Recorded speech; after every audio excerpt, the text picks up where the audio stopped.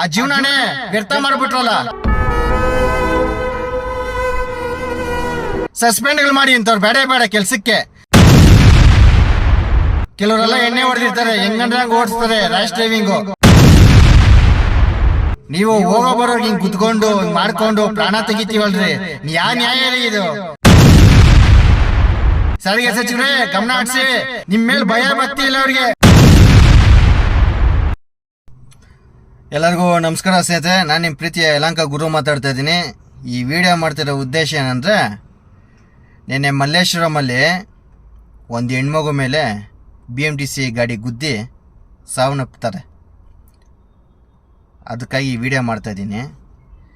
ನಾನು ಕೇಳ್ಕೊತಾ ಇದ್ದೀನಿ BMTC ಅವ್ರಿಗೆ, ನಿಮ್ಮ ಮೇಲೆ ಮೈ ಮೇಲೆ ನಿಮ್ಗೇನು ಪ್ರಜ್ಞೆ ಇರಲ್ವಾ? ಹೆಂಗಂದ್ರೆ ಹಂಗೆ ಓಡಿಸ್ತೀವಲ್ಲ,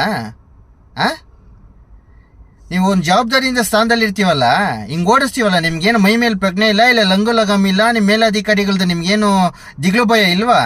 ಹೆಂಗಂದ್ರೆ ಹಂಗೆ ಓಡಿಸ್ತೀವಲ್ರಿ. ಏನು ಬೆಂಗಳೂರಲ್ಲಿ ಹೆಂಗಂದ್ರೆ ಹಂಗೆ ಓಡಿಸ್ತೀವಲ್ಲ, ತಡಿಗೆ ಒಂದೊಂದು ಸಿಗ್ನಲ್ ಐತೆ, ಹಂಗೂ ನೀವು ಹಿಂಗೆ ರ್ಯಾಶಾಗಿ ಓಡಿಸ್ತೀವಂದ್ರೆ ನಿಮ್ಮ ಧೈರ್ಯ ಮೆಚ್ಚಬೇಕಾಗಿರೋದು ಬಿಡ್ರಿ. ಅಡ್ಡ ಬಂದು ಎಕ್ಸ್ಕೊಂಡು ಹೋಯ್ತಾ ಇರೋದೆ ನೀವು. ಸಾರಿಗೆ ಸಚಿವರಾದಂಥ ರಾಮಲಿಂಗಾರೆಡ್ಡಿ ಸಾಹೇಬ್ರೆ, ಸ್ವಲ್ಪ ಗಮನ ಹರಿಸಿ. ನೀವು ಬೆಂಗಳೂರವ್ರೇ, ನಿಮ್ಮ ಗಮನಕ್ಕೆ ಬಂದಿರುತ್ತಿದ್ದು, ದಯವಿಟ್ಟು ಇಂಥವ್ರ ಮೇಲೆ ಸೂಕ್ತ ಕ್ರಮ ಜರುಗಿಸಿ. ಇಂಥ ಚಾಲಕರು ನಮ್ಗೆ ಬೇಡ ನಮ್ಮ ಬೆಂಗಳೂರಿಗೆ.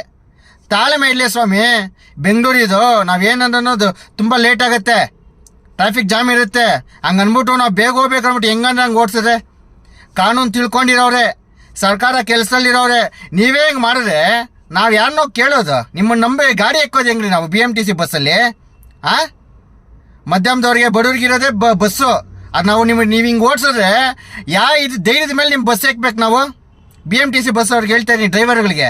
ಎಲ್ಲರೂ ಅಲ್ಲ, ಕೆಲವ್ರು ಇದೀವ, ಸಿಗ್ನಲ್ ಎಲ್ಲ ಇಳಿಸ್ತೀವ ಎಲ್ಲಾರು. ನ್ಯಾಯನ ಇದು? ಕಾನೂನೆಲ್ಲ ತಿಳ್ಕೊಂಬಂತಾನೆ ನೀವು ಚಾಲನೆ ಮಾಡೋದು. ನಿಮ್ಮ ಸರ್ಕಾರ ಕೆಲಸ ಕೊಟ್ರೆ, ಸರ್ಕಾರ ಕೆಲಸ ದೇವ್ರ ಕೆಲಸ ಅಂತಾರೆ.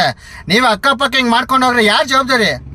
ಪಾಪ ಹೆಣ್ಮಗು ಕುಸುಮತಿ ಅಂದ್ಬಿಟ್ಟು ಎಷ್ಟು ಕನ್ಸ್ಕೊಂಡಿತ್ತು, ಆ ಜೀವನನೇ ವ್ಯರ್ಥ ಮಾಡಿಬಿಟ್ರಲ್ಲ. ಆ ತಂದೆ ತಾಯಿ ಜವಾಬ್ದಾರಿ ಆಡ್ರಿ. ಹೋಗ್ಲಿ, ಮೇಲಧಿಕಾರಿಗಳು ಯಾರನ್ನ ಹೋಗಿ ಭೇಟಿ ಕೊಟ್ರಲ್ಲ ನೀವು? ಸಾವಾಗಿದೆಯಲ್ಲ, ಸಾವಾದ್ರೆ ಸ್ಟೇಷನ್ ಬೇಲು. ಆ ಡ್ರೈವರ್ನ ಏನು ಮಾಡ್ತೀವ? ಕರ್ಕೊಂಡೋಗ್ತೀವ, ಸ್ಟೇಷನ್ ಬೇಲ್ ಕಟ್ ಕಳಿಸ್ತೀವ, 15 ದಿವಸ ಒಂದು ತಿಂಗಳು ಸಸ್ಪೆಂಡ್ ಮಾಡ್ತೀವ. ಹೆಂಡತಿ ಮಕ್ಕಳ ಜೊತೆ ಟೂರ್ಗೆ ಹೋಗ್ತಾರೆ, ಬರ್ತಾರೆ, ಕೆಲ್ಸಕ್ಕೆ ಜಾಯ್ನ್ ಆಗ್ತಾರೆ. ಹೋಗಿದ್ ಪ್ರಾಣ ಯಾರು ಜವಾಬ್ದಾರಿ?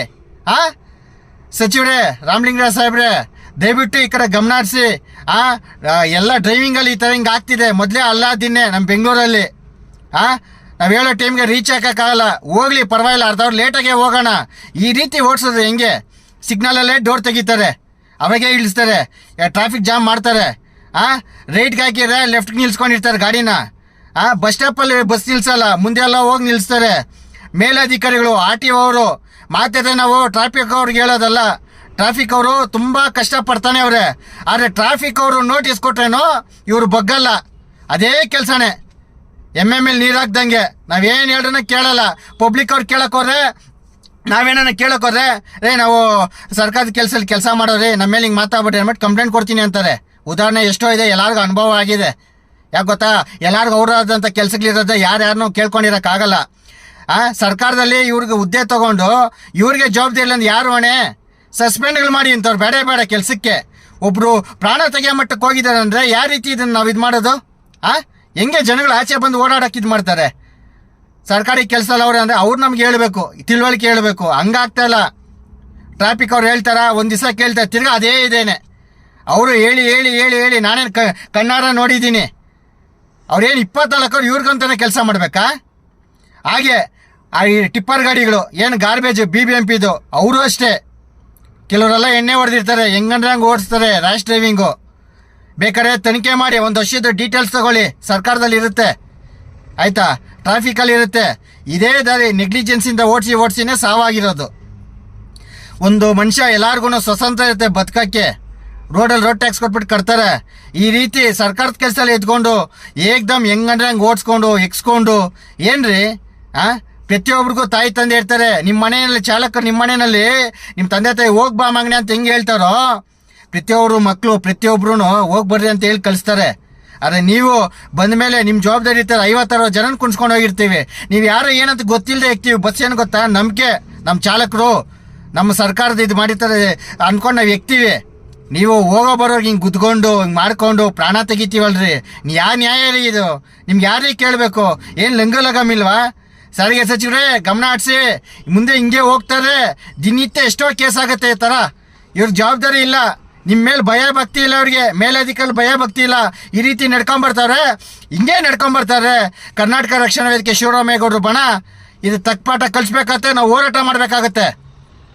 ಸರ್ಕಾರ ಕೇಳ್ತಾ ಇದ್ದೀವಿ, ದಯವಿಟ್ಟು ಇಂಥವ್ರ ಮೇಲೆ ಇದು ಮಾಡಿ. ಎಲ್ಲಾನ ಸಾವಾದ್ರೆ ಈ ರೀತಿ ಏನೋ ಅಚಾತುರ್ಯ ನಡೆದ್ರೆ ಬಂದು ದೊಡ್ಡ ಹಿರಿಯ ಅಧಿಕಾರಿ ಭೇಟಿ ಕೊಡ್ರಿ, ಅವಾಗೇ ಇವರು ಬಗ್ಗೋದು ಚಾಲಕರು. ಇಲ್ಲ ಅಂದರೆ ಬಿಡು, ನಮ್ಮ ಪರವಾಗಿ ಅವ್ರ ಮಟ್ಟ ಸುಮ್ಮನೆ ಇರ್ತಾರೆ. ಬೇಜವಾಬ್ದಾರಿ ಕೌನ್ಸಿಲಿಂಗ್ ಮಾಡಿ, ಎಲ್ಲಾನ ಆಯ್ತಂದ್ರೆ ಹೋಗಿ ಸ್ಥಳ ಪರಿಶೀಲನೆ ಮಾಡಿ, ಏನಾಗಿದೆ ಎತ್ತ ಯಾಕೆ ಹಿಂಗೆ ಚಾಲನೆ ಮಾಡ್ತಾರೆ ಅಂದ್ಬಿಟ್ಟು ಅವ್ರ ಮೇಲೆ ಕಠಿಣ ಕ್ರಮ ಜರುಗಿಸ್ಬೇಕು. ಹಾಗೆ ಇದು ಸುಧಾರಣೆ ಆಗೋದಂತ ಹೇಳ್ತಾನೆ ಹೊರತು ನೀವು ಏನೋ ಒಂದು ಕೇಸ್ ಆಗುತ್ತೆ, ಗುದ್ದಿದ್ದಾರೆ, ಸಸ್ಪೆಂಡ್ ಮಾಡಿದ್ರೆ ಅಂತ ಹೇಳಿದ್ರೆ ಇದು ಮುಕ್ತಿ ಆಗಲ್ಲ. ಹಿಂಗೆ ಬೆಳ್ಕೊಂಡು ಹೋಗ್ತಾ ಇರುತ್ತೆ. ಅವ್ರಿಗೆ ಯಾವುದೋ ದಿಗ್ಲು ಭಯ ಇಲ್ಲದೆ ಚಾಲನೆ ಮಾಡ್ತಾನೆ ಇರ್ತಾರೆ, ಹಿಂಗೆ ಹೋಗ್ತಾರೆ. ಪಬ್ಲಿಕ್ ಇದಕ್ಕೆ ಧ್ವನಿ ಎತ್ತಬೇಕಾಗುತ್ತೆ ಅಂತ ಈ ಮೂಲಕ ಕೇಳ್ತಾ ಇದೀನಿ. ಇದು ಪಬ್ಲಿಕ್ ಇಂಪ್ಯಾಕ್ಟ್, ಜನಶಕ್ತಿಯೇ ನಿರ್ಣಾಯಕ.